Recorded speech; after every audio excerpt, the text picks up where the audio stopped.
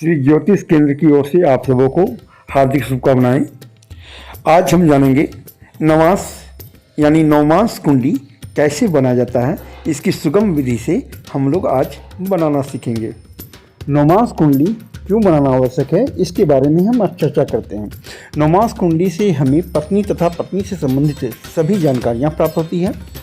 ससुराल तथा ससुराल से लाभ की जानकारी प्राप्त होती है और विवाह समय दाम्पत्य जीवन कैसा रहेगा और दाम्पत्य सुख आदि की जानकारियां हमें नवमास कुंडली से ही प्राप्त होती है। नवमास कुंडली बनाने के लिए सर्वप्रथम लगन स्पष्ट तथा सभी ग्रह स्पष्ट निकाला होना चाहिए। ग्रह स्पष्ट कैसे निकालते हैं इसके सारा वीडियो मैंने अपलोड कर चुके हैं। अगर नहीं देखे हैं तो सर्वप्रथम लगन स्पष्ट, चंद्र स्पष्ट और सूर्य स्पष्ट, मंगल स्पष्ट, सूर्य और मंगल स्पष्ट जिस तरह से निकलता है उसी तरह से बुध, शुक्र, शनि सभी निकलते हैं। तो चलिए मैं नवमास कुंडली बनाने का एक बोधक चक्र दे रहा हूँ। उस बोधक चक्र को कृपया आप नोट कर लें ताकि आप नवमास कुंडली आसानी से बना सकें। नवमास बोधक चक्र को आप सर्वप्रथम नोट कर लें क्योंकि इसी चक्र के अनुसार आप नवमास का चार्ट बना सकते हैं, कुंडली चक्र बना सकते हैं। तो सर्वप्रथम जैसे किसी का लगन 4 राशि, 12 अंश, 26 कला और 25 विकला, यानी आपके 5वीं राशि है क्योंकि 4 राशि 12 अंश से 4 से 12 जो आगे बढ़ गया है इसलिए 5वीं राशि को माना जाएगा। तो 5वीं राशि कौन सा राशि है? सिंह राशि।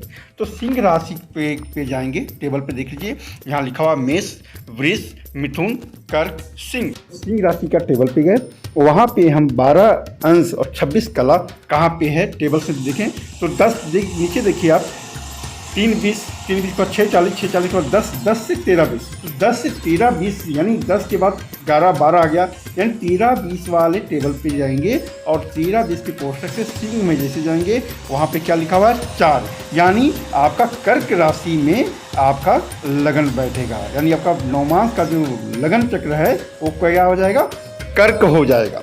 उसी तरह से सूर्य का निकालना है तो सूर्य का पहले आप देख लें क्या राशि है, क्या अंश है, क्या कला है, क्या विकला है। उस देखने के पश्चात आप सूर्य, मंगल, राहु, केतु सभी का नवमास बना सकते हैं। तो आप इस बोधक चक्र के अनुसार ही बना सकते हैं। चलिए मैं ग्रह स्पष्ट निकाल करके अब आपको नवमास कुंडली बनाने का सिखा रहा हूँ। आप ध्यान से इस चीज़ को, मेरी बातों को सुनेंगे और मेरी बातों को समझने की कोशिश करेंगे, आप बिल्कुल नवमास चक्र, नवमास कुंडली आसानीपूर्वक बना सकेंगे। 26 जून 2023 का मैंने ग्रह स्पष्ट निकाल के रखा है। अब इसी ग्रह स्पष्ट के अनुसार हम नवमास लगन कुंडली को बनाएंगे।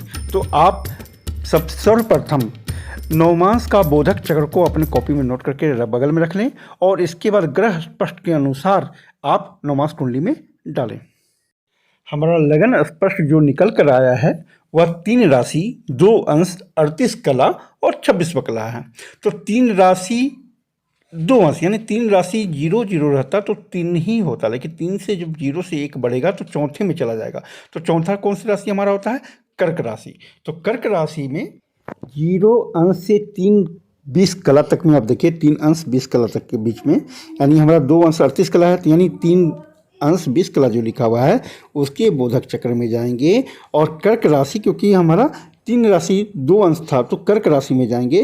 तो यहाँ पे कितना नंबर लिखा हुआ है? 10 नंबर लिखा हुआ है, यानी आपका जो लगन जो है वह क्या होगा? मकर राशि का लगन में आएगा, नवमास का लगन में मकर राशि आएगा। तो 10 नंबर आप नवमास में लिखेंगे।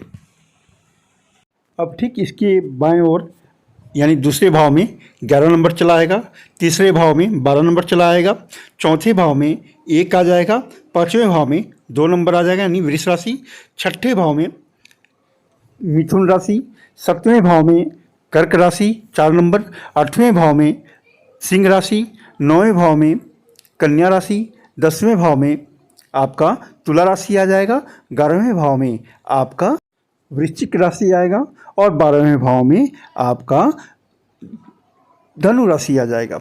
तो इस तरह से नवमास का चक्र को भरना है। अब हम ग्रह स्पष्ट जो सूर्य, चंद्र, मंगल जो ग्रह हैं वो ग्रह स्पष्ट को कैसे भरना है उसकी विधि को बोधक चक्र आप बगल में रख लें और ग्रह स्पष्ट के द्वारा निकालना हम लोग सीखते हैं। अब सूर्य का जो ग्रह स्पष्ट है वह 2 राशि 9 अंश, 38 कला और 53वीं कला। तो 2 राशि यानी तीसरे नंबर यानी मिथुन राशि। तो हम वही बोधक चक्र में मिथुन जहाँ लिखिए वहाँ जाएंगे। और कितना अंश है? तो 9 अंश 38 कला। तो देखिए 3-20 तक, 0 से अंश से 3-20 से पहला है, 3-20 से 6-40, 6-40 से 10 जीरो। तो 6-40 से 10 जीरो के अंदर में आएगा, यानी तीसरे नंबर का जो कॉलम है वहाँ से आप मिथुन में जैसे ही जाएंगे तो वहाँ देखेंगे 9 नंबर लिखा हुआ है, यानी धनु राशि में आपका सूर्य आ जाएगा।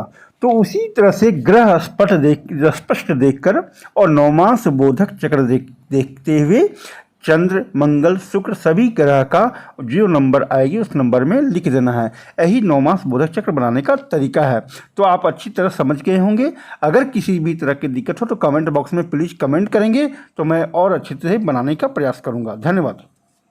हमारे चैनल को लाइक, शेयर और सब्सक्राइब अवश्य करें।